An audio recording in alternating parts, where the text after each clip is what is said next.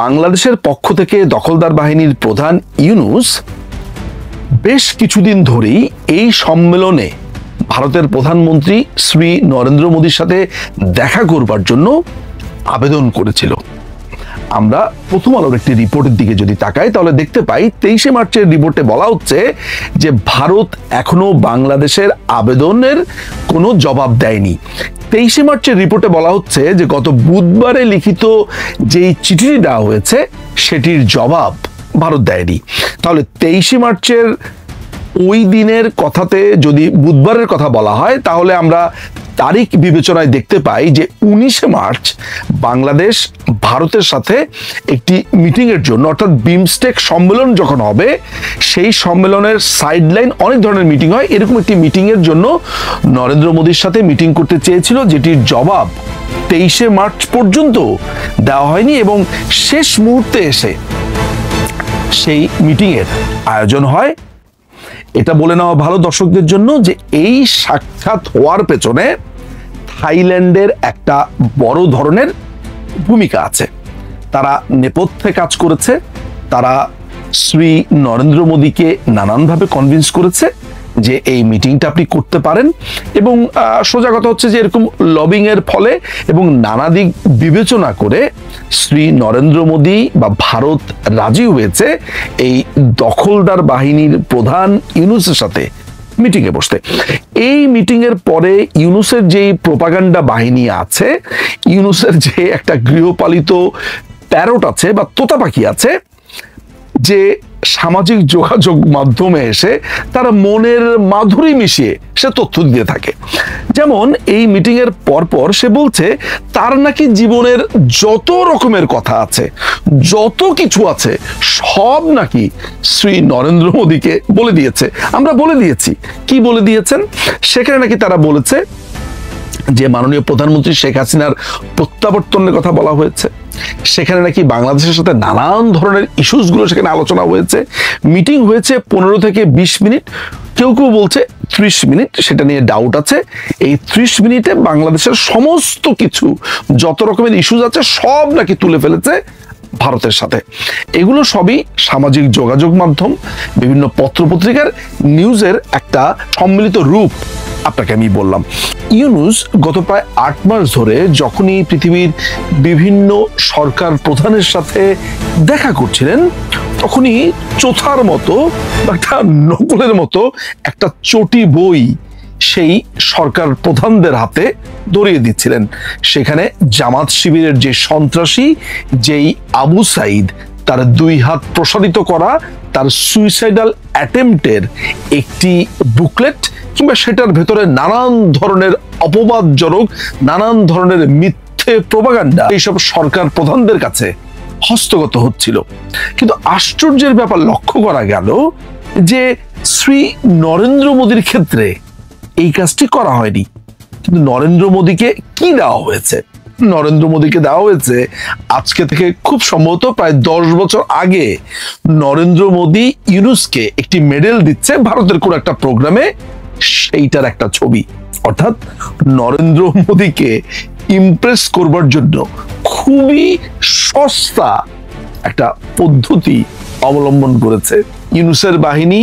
সারাটা দিন ধরে ইউনূস সহ ভারতকে গালিগালাজ করে, কিন্তু দেখা হওয়ার পরে সেই ছবিটাই দেয় যেই ছবিটা দেখে মনে হয় যে নরেন্দ্র মোদীর হাত থেকে গোল্ড মেডেল নেওয়াতে ইউনূসের জীবন ধন্য হয়ে গেছে।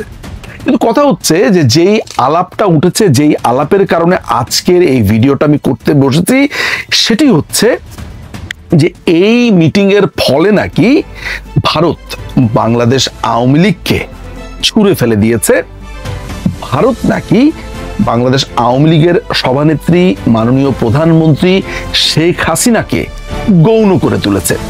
এখন এই যে গৌণ করে তুলেছে, ছুঁড়ে ফেলেছে, এই কথা যে বলছি, এটাই বা কার কথা?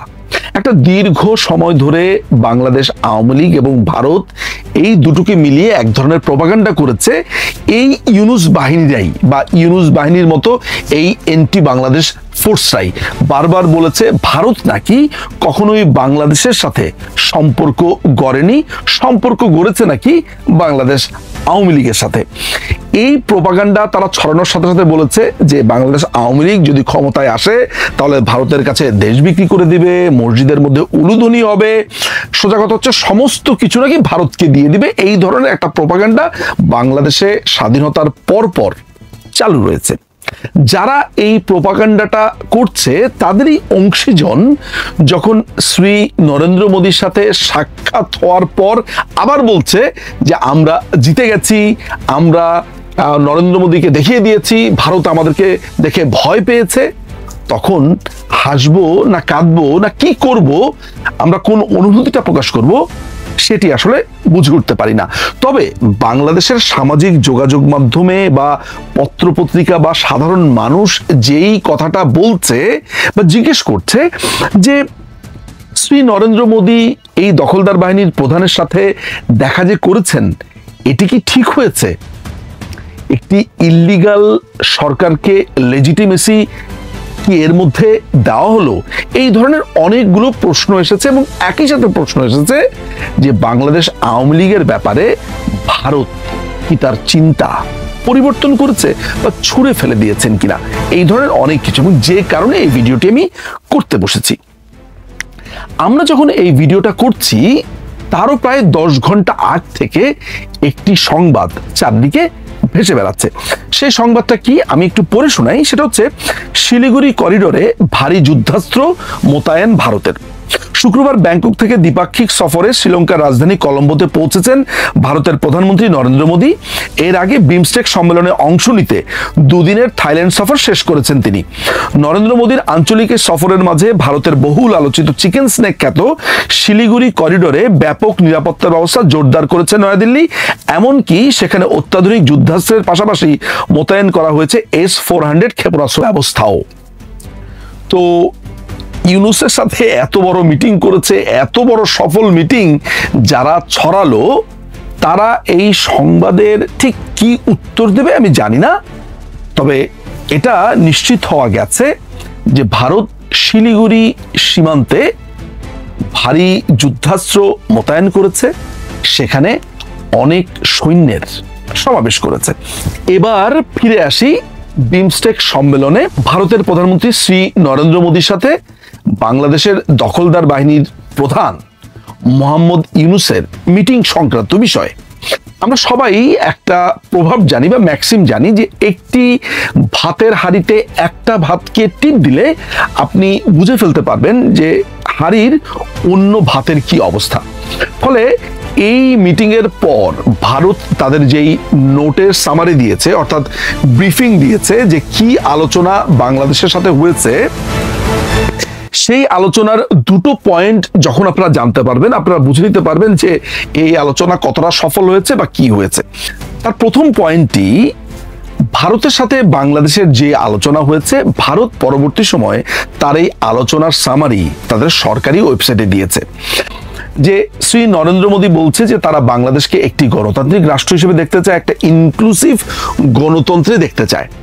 একটা লোকের সাথে বৈঠকের সময় যখন শ্রী নরেন্দ্র মোদী বলছেন যে বাংলাদেশকে আমি একটি গণতান্ত্রিক রাষ্ট্র হিসেবে সবাইকে নিয়ে একটি গণতন্ত্র এই ধরনের দেখতে চাই, যদি কারো মাথাতে একটু সামান্য বুদ্ধি থাকে তাহলে সে নিশ্চিতভাবে বুঝে ফেলবে যে তাকে কষে একটা চর দেওয়া হয়েছে কিংবা তাকে অপমান করা হয়েছে।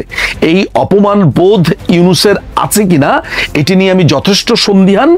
কিন্তু শ্রী নরেন্দ্র মোদী যখন ইউনুসকে বলছে যে একটি গণতান্ত্রিক রাষ্ট্র চাই, তখন পরিষ্কারভাবে বুঝে নিতে হবে যে শ্রী নরেন্দ্র মোদী বা ভারত মনে করে বাংলাদেশ গণতান্ত্রিক অবস্থাতে নেই, যেটি কিছুদিন আগে ভারতের সেনাপ্রধান পরিষ্কারভাবে বলেছে এবং বারবার করে জোর দিয়ে বলেছে যে একটি গণতান্ত্রিক সরকারের সাথেই ভারত আসলে যোগাযোগ করতে বা তাদের সম্পর্ক মজবুত করতে আগ্রহী। যা বলেছে সেটির সারমর্ম। How is the administration My stance is that when we have elected government, then we can say how should be our relationship. একই কথা আজকে ভারতের প্রধানমন্ত্রী যখন বলছে, তখন পরিষ্কারভাবে বোঝা যাচ্ছে যে ইউনূসকে এটা বলে দিচ্ছে যে দেখো, তুমি তো অগণতান্ত্রিকভাবে একটি রাষ্ট্র দখল করে আছো, সুতরাং একটি নির্বাচন, একটি সম্মিলিত গণতান্ত্রিক পরিবেশ চাই। এর পরের আলাপে বা পরের পয়েন্টে সামারি দেখে যেটা বোঝা যায় যে ভারতের পক্ষ থেকে অর্থাৎ শ্রী নরেন্দ্র মোদী বলেছে যেই সব কথাবার্তা বলা হচ্ছে ভারত সম্পর্কিত, যেটা তাদের দুই দেশের সম্পর্ককে বিষিয়ে তুলতে পারে, সেটা অ্যাভয়েড করতে হবে বা অ্যাভয়েড করাই উত্তম। এবং ওই একই পয়েন্টে বলা হচ্ছে যে তাদের বর্ডার সিকিউরিটি টাইটেন করবার জন্য, বিশেষ করে বর্ডার ক্রসের ব্যাপারে যেই সিকিউরিটিগুলো আছে এগুলো যাতে বাংলাদেশ ভালো করে দেখে। পরিষ্কারভাবে বুঝিয়ে দেওয়া হয়েছে যে গত 8 মাস ধরে ইউনূস এবং তার বাহিনী ভারতকে নিয়ে যেসব আজে বাজে কথা বলে দুই দেশের সম্পর্ককে বিষিয়ে তুলছে, সেটার দিকেই ইঙ্গিত করছে। এই দুটো কথা বলবার পর একটা মানুষের মান ইজ্জত কিংবা একটা রাষ্ট্রের মান ইজ্জতই তো মোটামুটি আঘাত। যদিও আমি রাষ্ট্র বলবো না, বাংলাদেশের কিছু না, এটা আসলে দখলদার ইউনূস বাহিনীর প্রতি আসলে ভারতের প্রশ্নবাণ বা আমি বলবো যে তীর ছোড়া হয়েছে যে তোমরা গণতান্ত্রিক অবস্থাতে নেই, গণতান্ত্রিক একটা রাষ্ট্র হও, এটাই আমরা চাই। এবং একইভাবে আমাদেরকে নিয়ে যেসব আজে বাজে কথা বলছো সেই আজে বাজে কথা বলা বন্ধ করো। এটাকে আপনি ভারতের একটা রেড লাইন বা সতর্ক বার্তা হিসেবেও দেখতে পারেন, ভারতের একটা প্রচ্ছন্ন জবাব হিসেবেও দেখতে পারেন, যেটা তারা রাইট ফোরামে দিয়েছে। এবং এই কথাগুলো বলার জন্যেও একটা মিটিং এর প্রয়োজন ছিল, কেননা গত 8 মাস ধরে ভারতের ব্যাপারে যেই নোংরামো চর্চা ইউনূস এবং তার বাহিনী থেকে হচ্ছিল, যেই একটা টক্সিক অবস্থার ভেতরে দুই দেশের রিলেশনকে নিয়ে গিয়েছে ইউনূস বাহিনী, তারাই যখন চায়না সফর শেষে এসে আবার ভারতের সাথে দেখা করে সেইখানে নানান ধরনের দাবি দাওয়া তুলে ধরে, তখন আমার মনে হয় না ভারত এর থেকে বেশি কিছু বলতে পারত, যাকে বলে ছোট্ট কথাতে জবাব দিয়ে দেওয়া। এই মিটিং এর মধ্যে ইউনূসের পক্ষ থেকে বলা হয়েছে যে মাননীয় প্রধানমন্ত্রীকে ফেরত দেবার কথা। এই ব্যাপারে ভারত কোনো ধরনের মন্তব্য করেনি। ইউনূসের তোতাপাকি বলছে যে ভারত কোনো নেতিবাচক মন্তব্য করেনি। এই লোকটা এত ভয়ানক যে প্রত্যেকটা মানুষকে আমার মনে হয় সে গরু ছাগল মনে করে। শ্রী নরেন্দ্র মোদী ওইখানে বসে এই কথার জবাব দেবে, এইটা ভাবাটাও তো একটা স্টুপিডের কাজ, যে ওই জায়গাতে বসে ভারত এটা জবাব দেবে। ভারত কি আসলে গত 8 মাস ধরে কোনো জবাব বাংলাদেশকে দিয়েছে? মানে আমার তো কাছে মনে হয় যে একটা নেইবার কান্ট্রির যতটুকু ভদ্রতা রাখা দরকার, ভারত ঠিক তার থেকে বেশি ভদ্রতা রেখেছে। তারা এই নোংরামোর জবাব দেয়নি। ভারতকে দখল করতে বলা হচ্ছে যে ইউনূসের কথিত উপদেষ্টা বলছে ভারতের ম্যাপকে এক্সটেন্ড করে যে ভারতকে দখল করবে, এই করবে, সেই করবে, সেগুলোর জবাবও কখনো ভারতের পক্ষ থেকে দেওয়া হয়নি। সুতরাং এই যে প্রোপাগান্ডা ছড়ানো হচ্ছে যে ভারত বশ্যতা স্বীকার করেছে, ভারত হেরে গেছে, এখানে হার জিতের প্রশ্নই বা আসছে কেন? খুবই সোজা। ভারতের সাথে দিনের পর দিন চাতক পাখির মতো বসেছিল একটা মিটিং এর জন্য, আবার এরাই ভারতের ব্যাপারে প্রোপাগান্ডা ছড়িয়েছে, ভারত খারাপ, ভারত অমুক, ভারত তমুক। আবার ভারতের সাথে মিটিং এর পরে যেন যুদ্ধ জয় করে ফেলেছে, আবার মিটিং শেষের পরে এই মিটিং নিয়েও মিথ্যাচার ছড়াচ্ছে। ভারত তার জবাব পরিষ্কারভাবে দিয়েছে এবং আমি ব্যক্তিগতভাবে মনে করি মিটিং আরও হওয়া উচিত।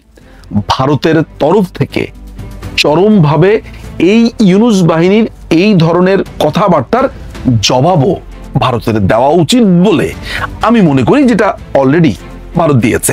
শেষ করব কয়েকটি ঘটনা দিয়ে। সেটি হচ্ছে যে আপনারা জেনে থাকবেন যে ভারতের প্রধানমন্ত্রী শ্রী নরেন্দ্র মোদী পাকিস্তানের প্রধানমন্ত্রী নওয়াজ শরীফের সাথে দেখা করতে গিয়েছিলেন। সে সময় নরেন্দ্র মোদী নওয়াজ শরীফের মার সাথে দেখা করেন এবং পা ধরে তাকে শ্রদ্ধা জানান।